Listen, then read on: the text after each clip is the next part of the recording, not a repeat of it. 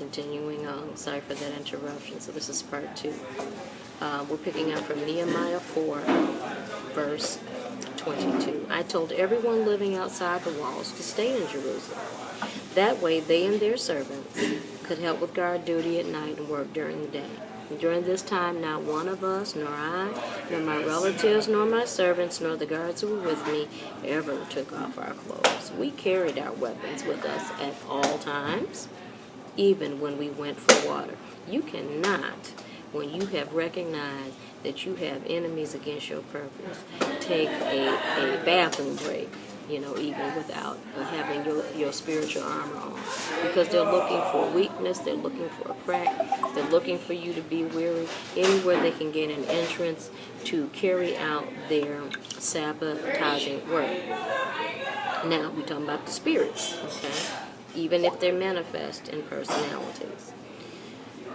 There ends up being a defense. The people who were being oppressed. That's talked about in Nehemiah 5, but I want to skip over to chapter 6 so you can really focus on how this opposition to what they were doing was continuing to the point that we see what we need to implement in our own projects, okay, in the business world. Sanballat and Tobiah, these two personalities that I mentioned to you, and Geshem the Arab. In Nehemiah 6 it says, all of these entities and the rest of our enemies found out that I had finished. See, we're fast forwarding to, he has to defend opposition, they had to get their armor on, get the work done, but they found out that he had completed his work. Look what happens. So that no gaps remained in it, though we had not yet set up doors in the gates. It says, so Sanballat and Geshem sent a message to me, now asking me to meet them at one of the villages in the plain of Ono. But I realized they were plotting to harm me. So I replied by sending this message to them, quote unquote, don't ever forget this. I am engaged in a great work, so I cannot come. Why should I stop working to come and meet with you? 4 times they sent me the same message. They don't give up easily. Stubborn. And each time I gave them the same reply. And the 5th time, Sanballat's servant came with an open letter in his hand, and this is what it said. There is a rumor among the surrounding nations, and Geshem tells me it's true, that you and the Jews are planning to rebel, and that is why you are building the wall. According to his reports, you plan to be their king. He also reports that you have appointed prophets in Jerusalem to proclaim about you. Look, there is a king in Judah. You can be very sure that this report will get back to the king, so I suggest that you come over and talk about it with me. I replied, there is no truth in any part of your story. You are making up the whole thing. They were just trying to intimidate us. Let me say that again. The reason that the message came, and there was other servants that, after being told 4 or 5 times, he had to get others to come and say something for him. He said it was an intimidation because they imagined that they could discourage us and stop the work. So I continued the work with an even greater determination. I want you to know that these saboteur spirits didn't have any peace with the fact that he continued on in this work.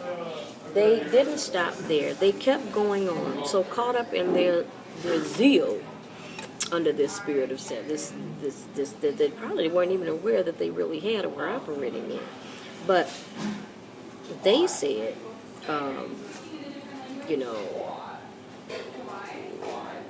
they were working on killing this man. How many times have you had people that you know that you may not be able to work with, are so unsettled that they can't accomplish what they want to accomplish, that they would rather kill it or kill what you're doing. Even in the closest thing I think to killing a person is to mess with their reputation or try to make an assassination upon their character. That's just about the equivalent of murder of your person, in a supernatural sense. The energy is murderous. And so you need to be careful. You need to really assess the people you're working with, people on your team. When you recognize these spirits, you can't help but to pray. All right?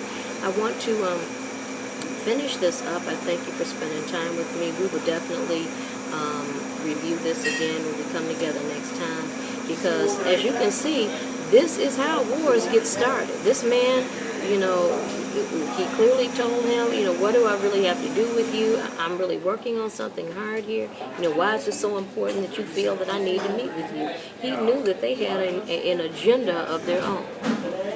Okay?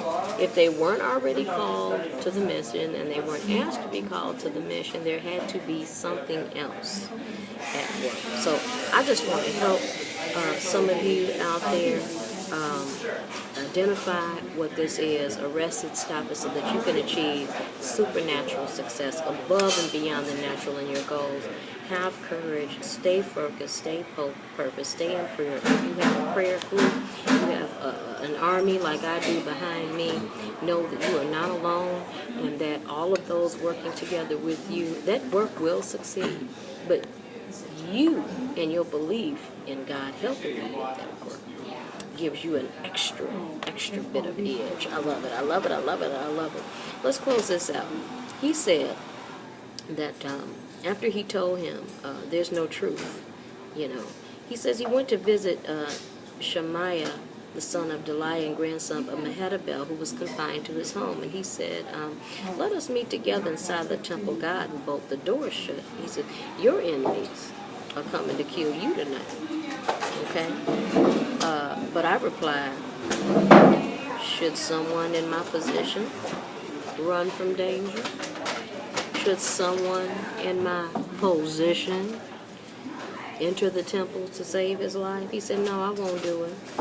I realized that God had not spoken to this individual. Remember, there was a rumor that went forth. He put it down. He said God hadn't spoken to him. He said he uttered his prophecy against me because he was hired. He was working for Sanballat and Tobiah. They were hoping, verse 13, to intimidate me and make me sin. He said, and if they hadn't been able to make me do that, then they would be able to accuse me and discredit me. But verse 14 says, remember, oh my God, all the evil things that Tobiah and Sanballat have done. Just ask God to remember. He doesn't forget. We might, because we're human and we're frail and we're not perfected in our humanness, but oh, God is. And he will remember, especially when it involves his own business. He says, remember, oh my God, all the evil things that Tobiah and Sanballat have done, and remember Noadiah the prophet and all the prophets like her, who have tried to intimidate me. Oh, there is no gender confinement or category to things that are spirit and supernatural. They will show up in whomever they can operate through. And so I love how chapter 6 finishes in the book of Nehemiah by saying the builders completed the wall, and on up